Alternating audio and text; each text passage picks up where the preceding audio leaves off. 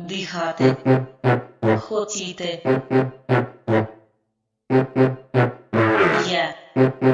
Припиняти. Розмова. Я.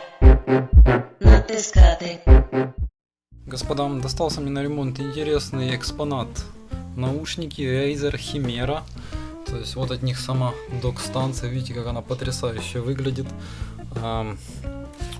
Что мне очень понравилось, так это оформление задней панели. Во-первых, у нас здесь есть оптика Digital In, Digital Out. И также есть у нас еще 3.5 джеки.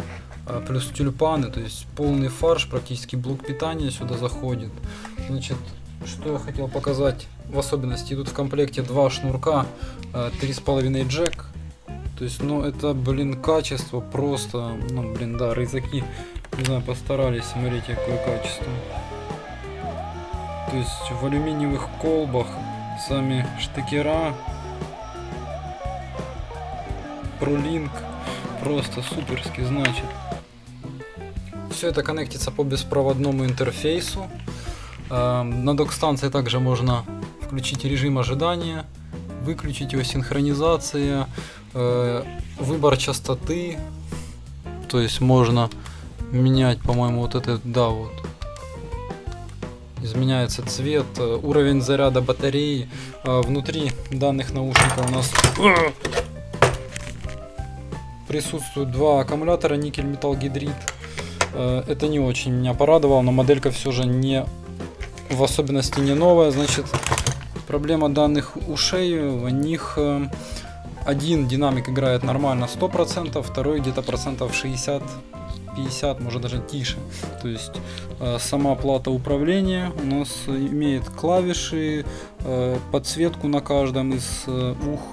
То есть тут их два, там тоже у нас есть индикация и подсветка. Микрофон, само собой, включается, выключается без проблем. Значит, что же это может быть? Это могут быть где-то не пропаяны сопротивления, вероятнее всего, либо же сам динамик приказал долго жить. Это будет, в принципе, проблемно, если сам динамик. Как же мы можем проверить, динамик ли это или нет? То есть, в принципе, мы можем подкинуть вот этот динамик отсюда сюда и проверить. Это самый простой способ, и, наверное, я с него начну.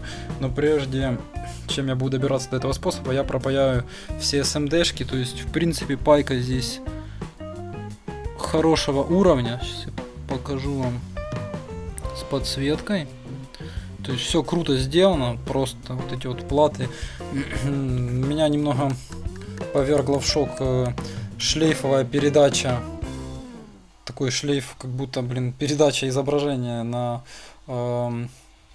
дисплей от планшета, то есть обычно от платы управления, от системной платы, вот такие вот шлейфы идут на передачу изображения на дисплей планшета. То есть, блин, просто сделано все суперски. Ну, сейчас буду его пропаивать вначале, потом подкидывать динамик. Если это окажется динамик, буду колупать сам динамик. Если нет, буду искать что-то похожее под замену, чтобы примерно звучало, а возможно даже два.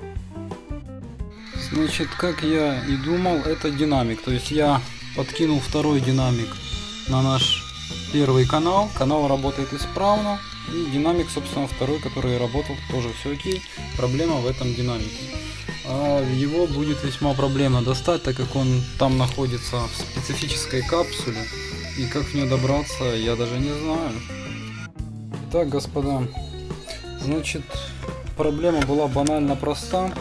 Я уже думал, как вскрывать мне данный динамик. Отколупал подушку.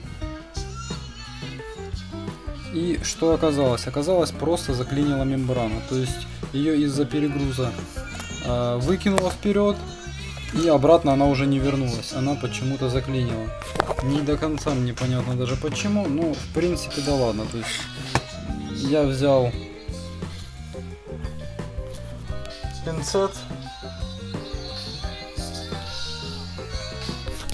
Постараюсь продемонстрировать. Неудобно, конечно, все это.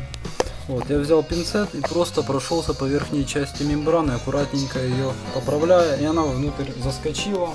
Естественно, включил наушники и услышал, как звучит что правый, что левый. собственно, таким вот образом за 20-25 минут мне удалось починить резаки. Хотя, если что-то наворачивается вот в этом блоке или же во втором блоке, то, блин, тут никак не уйдет 20 минут на ремонт. В общем, всем спасибо за внимание. Хороших вам ремонтов. Пока-пока. На канале все больше появляется различных технических материалов, обзоров и статей. Если ты технарь, подпишись на мой канал и не забудь включить уведомления. Спасибо за внимание. Пока.